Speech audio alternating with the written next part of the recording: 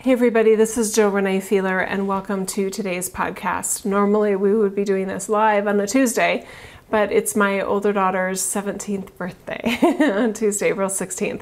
So I wanted to make that day available for her and take her out to lunch and that kind of stuff, and that interrupts the podcast time. So sorry, my daughter's more important. Sorry, not sorry. Anyway, so I'm doing this the day before, so it'll be pre-recorded for you. And that feels good. All right, so this is different, not having a live group, and hey, I don't have to worry about cameras, people's cameras and that kind of stuff. Anyway, I'm glad to be here with you today, a day early, and this may work out better, who knows? All right, so what are we doing here? Let's just do a brief connection experience first, and then we'll talk a little bit about what we're gonna do today. Okay, so I just encourage you to close your eyes and just relax your body. And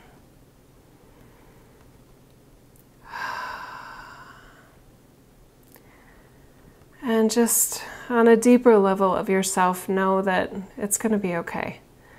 Whatever's going on, whatever may be stressing you out, life is really short. It's too short to be as stressed as some of us are. Okay, very good. Just notice your breathing. Pay attention to your breath coming in and your breath going out.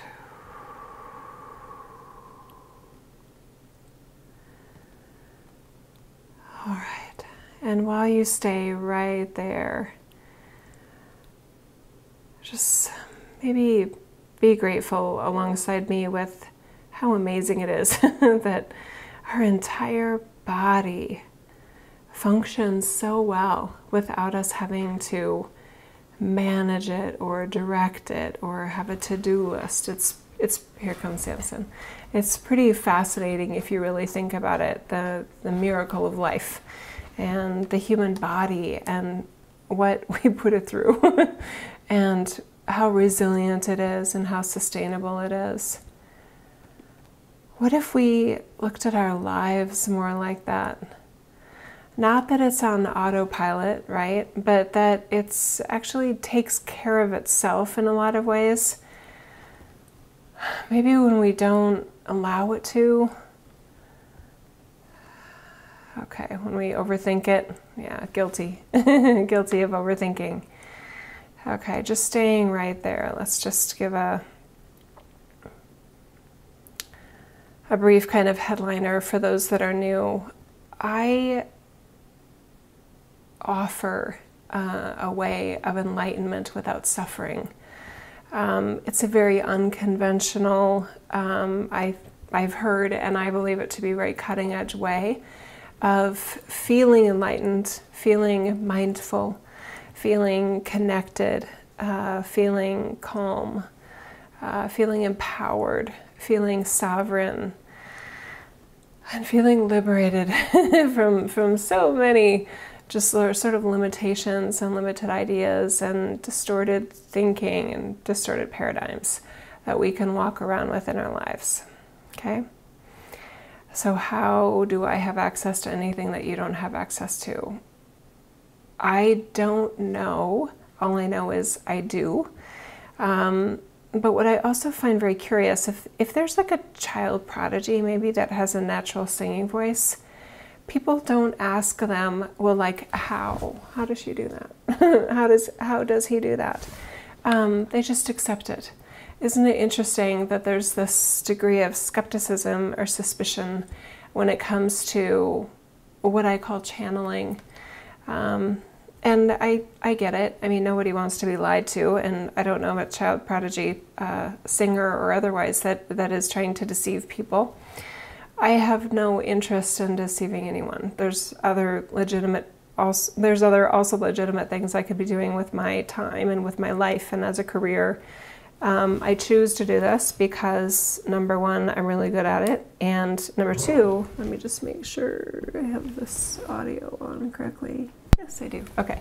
Also because I feel like it makes a difference, and I hear that it makes a difference in people's lives. So if this works for you, that's great. As I'm interacting with you, it literally is you. If you are here and hearing this and watching this, then I'm offering something to you. Okay, I do have a very unique approach in how I do this. These podcasts, it's a total monologue. I'm not interviewing anyone. I do these messages because I know that I have things I want to share with the world and wish the world knew today, and that's why I share what I share. Okay, so what do I wish the world knew today? So many things, so many things. Okay, let me just go deeper here.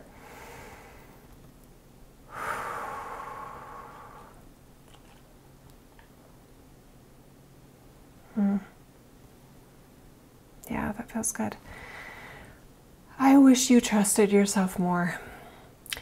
I wish, I as my team, even we wish that you took more credit for how you've gotten through some really, really tough situations, how well you're handling really tough situations that are going on in your life right now, how durable and resilient you are in so many situations.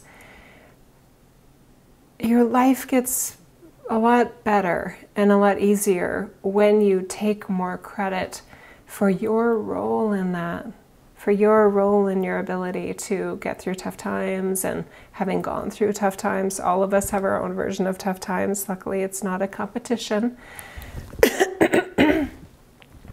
So your ability to know that whatever happens in your life, whether things go exactly the way you want or go horribly wrong, that you have you to get you through it, and that is enough, even when it doesn't feel like enough. Now, the more that you are feeling yourself in a more than human way, right? The more that you can allow yourself to be directly connected to what I call God, source, creator energy that is timeless, eternal, omnipresent, eternally loving, yes, opinionated, some could say judgmental, but always loving and always supportive and always wanting good things for all beings. But there is an acknowledgement that we can have that while we're on earth, this isn't all in our control. It's not always what God wants for us. Random, just crazy shit happens here on earth, and it all the more reason to know that there is a direct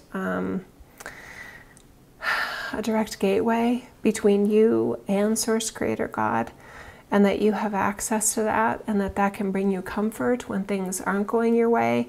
It can bring you courage when you feel like you're facing something that you're not sure you've got this. It can bring you strength and wisdom in times where you need the wisdom yourself, or where you are representing God wisdom for another. There's just so much more depth available to all of us. Yeah, good. Okay.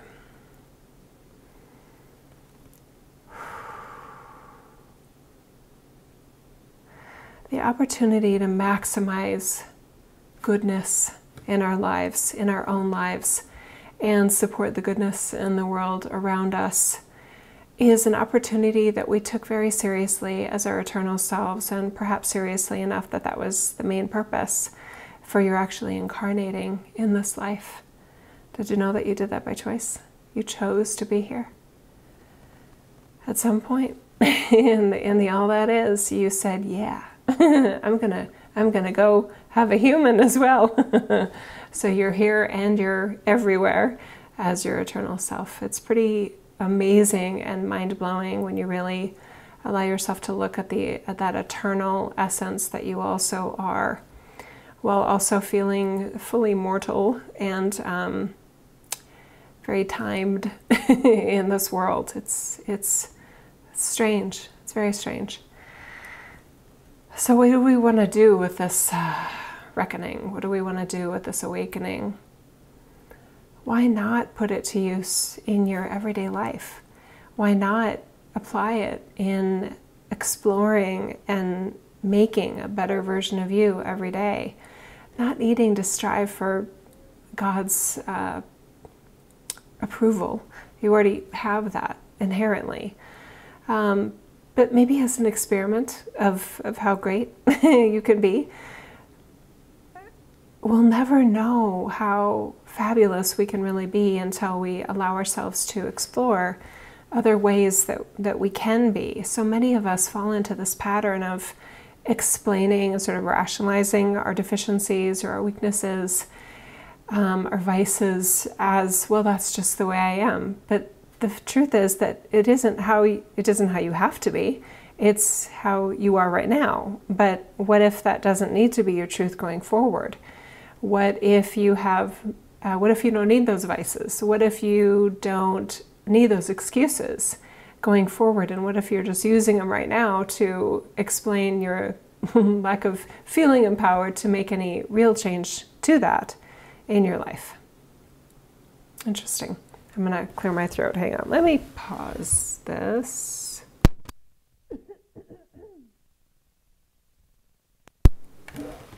Oh, thanks, Sam. Pausing the sound there so you didn't have to hear it. Okay, so what do we get excited about? We get excited when anyone just takes like a sharp turn in yourself. We can feel it in your energy field. When you are having those epiphanies and those moments of divine revelation where you just like wake up one day or just have this aha moment. And I know I, as Jill, have so many examples of that. I do want to share one today because it relates to just someone I know well. Yeah, and I posted on this on Instagram earlier today too, and it seems to be striking a chord with a lot of you. I was a total doormat as a young kid. I'm the youngest of 3 daughters, and girls can be so mean, so mean. Oh man, it breaks my heart and just makes me feel compassionate and pissed off all at the same time when I think of how mean girls can be, and women too, females. It's just so strange. We're our own worst enemy in so many ways. Anyway, I was quite a doormat. I was looking for my sister's approval. I knew I had a strength within me, but I wasn't accessing it. And I had friends that weren't very friendly in high school, but I kind of felt stuck with them. To any of you that are in high school or junior high, if you happen to be watching this, huge hugs to you. It gets better. It did for me anyway, and I know it does. Was interacting with other adults, like junior high and high school, were like the worst years of our lives. And this idea that you're trapped with these other kids, and maybe not so great teachers sometimes, and an unfair system, and there's so little control that you have, and you feel like you have over your life. I called a group of friends my friends because I didn't really feel like I fit in with some of the other groups. I didn't play sports. I didn't do like band or orchestra or anything like that. Anyway, even if I did, it still could have been this way. I felt extremely isolated, and like I needed some sort of tribe to like call a tribe for that strange experience of being a high school student. So I'm not in contact with any of the people that I called friends in high school, and they weren't that nice to me, and maybe I wasn't that nice to them either, I don't know. But I just remember feeling like this is the best I can do for now.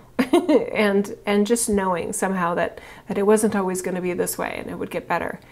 I'm quite independent in a lot of ways. So I would have rather just sort of maybe been on my own versus feeling like I had to call myself part of a tribe that I didn't really want to be a part of. But at some point, I think it was like 1986, maybe 1987, so I was 16 or 17 years old. I just remember feeling like I wanted to claim myself and my power in this world as myself, and that I didn't want to put up with the shit anymore. And there were different sort of iterations of that over my life that continue, but what are you wishing that you were done with? And where do you feel trapped? And where do you want to revisit who and what you are in that situation? And be curious about other ways that you can be you and possibly change that dynamic or create and explore another version of you, which of course we don't find another version of ourselves, we create a version of ourselves, all right? But this opportunity to really step back and sort of revisit the things that aren't going well in your life or that you wish you're handling better. And by handling better, one way that I look at that as Jill is that, do I like myself in that situation? I can feel my team saying, how personal do you want to get with this today? That's a good question. Let me get a sip. I'm drinking soda, I'll admit it. I was going to hide it, and then I thought, why hide it? Okay.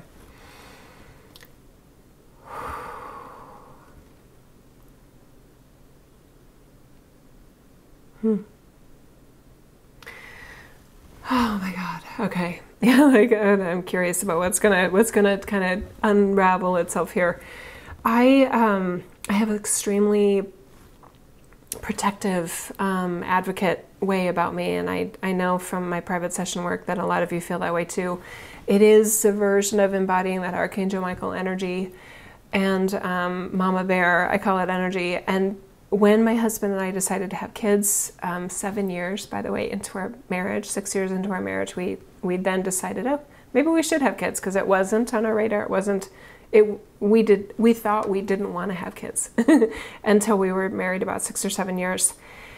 That being a mother, it really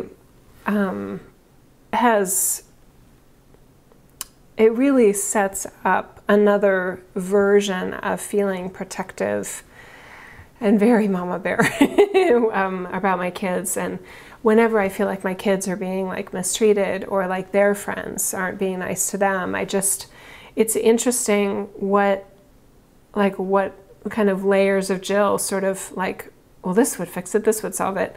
And sometimes I do find myself being a version of Jill that I don't like as well.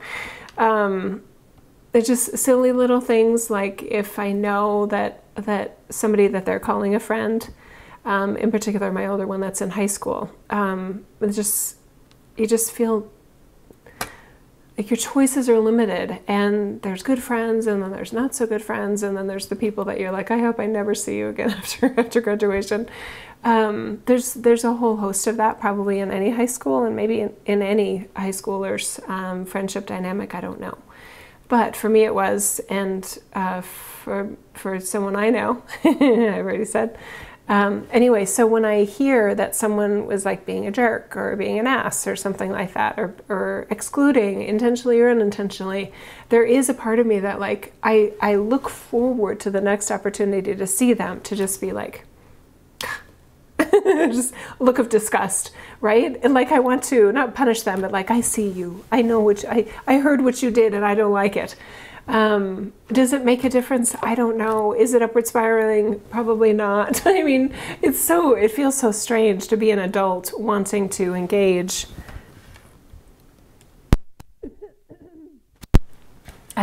with a child, right? A young adult at that level. And yet I find myself doing it as Jill, and it kind of sort of surprises me, like what I'm capable of in that way. I don't like it about myself. I wish I could rise above it. And yet there's this other very real part of me that wants to say to that portion of the world, like, don't mess with her. Like, she's special. She's amazing.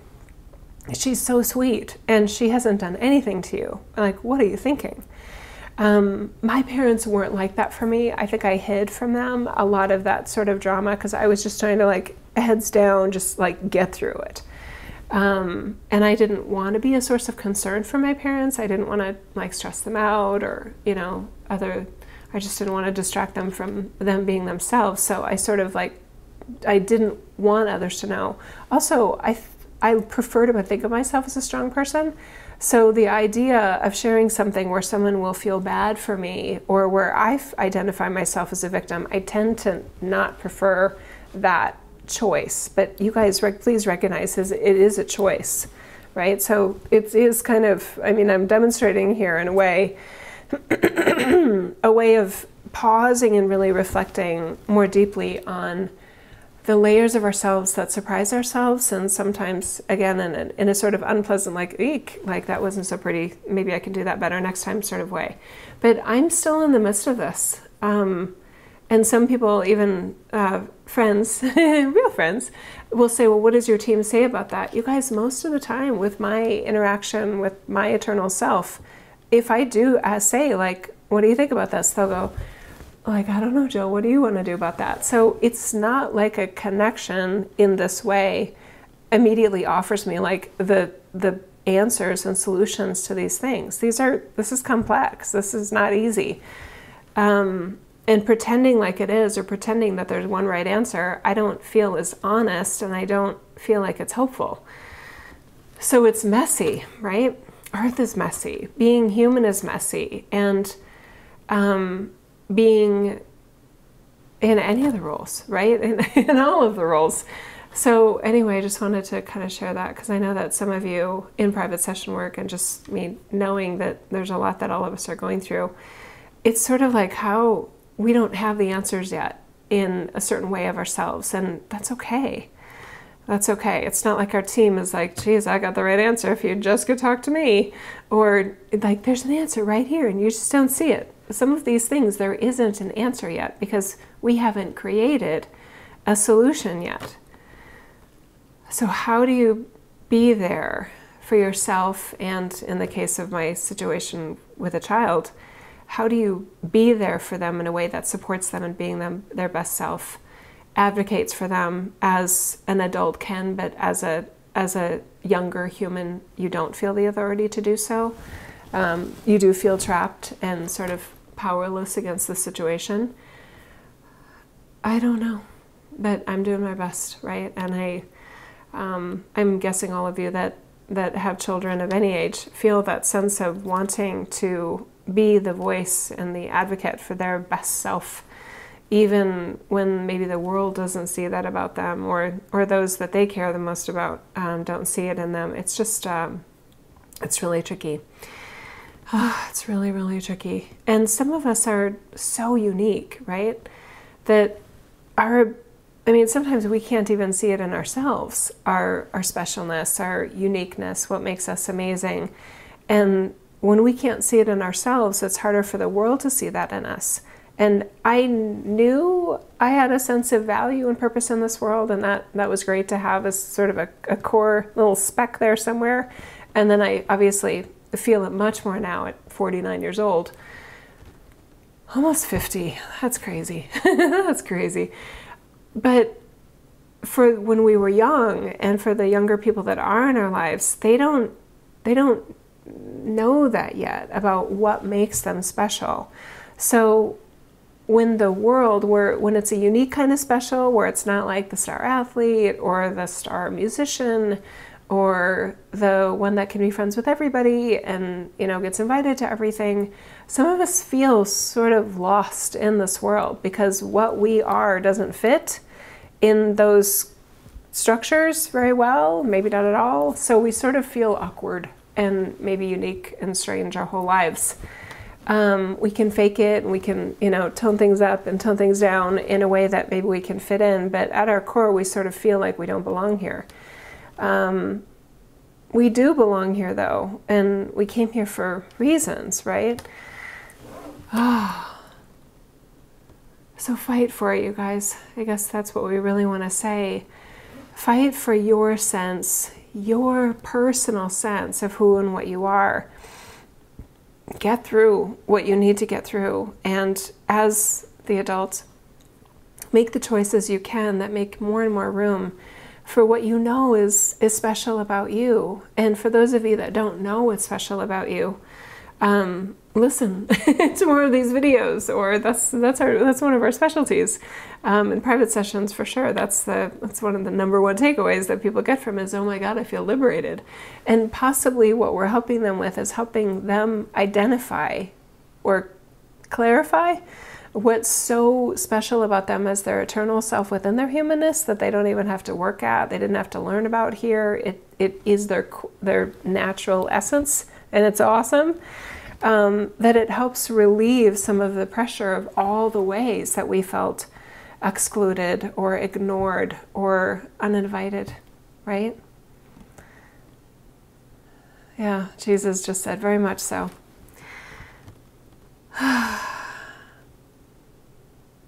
So I'm here for you. I don't know if that matters, but I am a mama bear, and I'm very, very much an advocate for this unique way of being ourselves here. And I have developed now a sense of fearlessness and courage and bravery of what I feel is right and what I feel works for me. And I'm happy to sort of, cheer you on in your exploration and your creation of what allows you to feel the most real and special and authentic. And let's go for glory, right? Glorious in your life. And it doesn't have to be something that the world sees in order to be meaningful and relevant. And that's true. Jesus just said, let's go on that one. It is true that the more, and I know this from my own life and from observing it in others, and Smokey's meowing in a way like he has something. Smokey, come here. I hope he doesn't have an animal. I've done my share of rescuing little things that Smokey the cat brings in the house. Some of them make it out alive. Yay! Okay, but where were we? Okay, so the more that you can identify what is unique and special about you, and the more that you can make space for that within yourself, respect it within yourself, advocate, be your own mama bear or papa bear for yourself, the more readily the world can see it in you. If I didn't know myself and see myself in the way that I do as Jill, you would not be able to see me because I would be making it harder for you, right? So I know what I'm good at, and I accept what I'm not good at, and I'm not trying to fix the things I'm not good at. Well, maybe not everything. Some of the things I just accept I'm just not good at that. And maybe I don't have to be. I'm exploring the idea that I don't have to be good at what I'm not good at, and I'm sort of celebrating the things that I am really good at. So this idea that you're then advocating for yourself, and you are being your own mama or papa bear or both, in terms of you making room in your energy field, which is like a ball of energy, for fighting for what makes you special, fighting for what you love about yourself, or even like about yourself, which is even better, right? And then the rest of the world has a harder, they have a harder time ignoring you, number one. It's hard to ignore special, okay? And it also makes it easier if they do ignore you, because then you're not dependent on them seeing you or approving you. And as adults, thank God we're not stuck with them. It's just, there's so many more choices. The more years we have here, the more choices we have. The more years we have here, the more choices we should have. That can change as we get elderly and maybe less self-sufficient, depending on how things go, etc. Yeah, big breath right there. Yikes. But we do have a lot of choices, and we do have more empowerment than we realize. And I do know 100% that the true identity of God, Supreme Creator, is 100% cheering you on, 100% compassionate, 100% loving. And oh yeah, Smokey's definitely got something. I'm almost done, Smokey. Ooh, what is he doing? He's got a weird meow too. Kind of afraid to go down there. To face what I'm gonna see. Anyway, I think that's it. This was a bit of a weird message, but I kind of like where it went. Sometimes it's the strange, twisty ones that I have no idea where we're going that you guys like the best. So I don't know. I like what came through though, but I get that it was a little bit maybe too unstructured for some. But there is a lot here, and you may want to listen to it again to try to grab on what I may not have just teed up very nicely this time. But you are loved, and you are amazing, and you are special, and God loves you, no matter what. And you are stronger than you realize, and you can have your own back. You can be your own advocate, your own champion, your own voice for you even more. And maybe that'll take some of the, maybe it's another level of healing as well for any of us that did have childhood experiences that we would not want to go back to, and that make us really sympathetic to others that are in their own version of that, whatever that is. Because I mean, I know that some of you have been through much worse than my minor high school and junior high drama. And all I have for you is a huge hug, and to say that you did not deserve that. I'm so sorry that happened to you, and I hope that you're not trying to make that into a story that you deserve that, or that your soul needed to experience that. I am so not into any of that. Not into it because it's not true.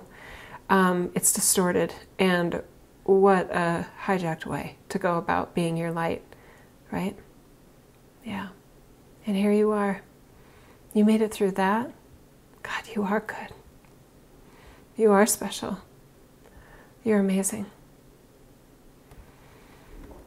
There we go. Okay, wish me luck with whatever I'm going to find that Smokey brought in. I love you guys. Or maybe say a prayer for whatever he's got down there. I know I can sense he's got something. I better go. Okay. I love you guys so much. Bye-bye for this week. Wednesday. On Wednesday, April 17th, we're doing a very special Easter message. I'm so excited. I love Easter messages, and I love it when Yeshua comes in for those, and I feel like Mary Magdalene could be a part of that as well. So that is Wednesday, April 17th, and then there will be an archive too. So if you don't catch it live, just do an internet search for Jill Renee Feeler Easter message, and you may want to add in 2019. And I do feel like that will be timeless. So no matter when you listen to it, go get it. Okay. I love you. That's available, by the way, directly to our monthly members. But this, we didn't ask for anything in return. So there you go. All right. I love you guys so much. Bye-bye for now. Mwah.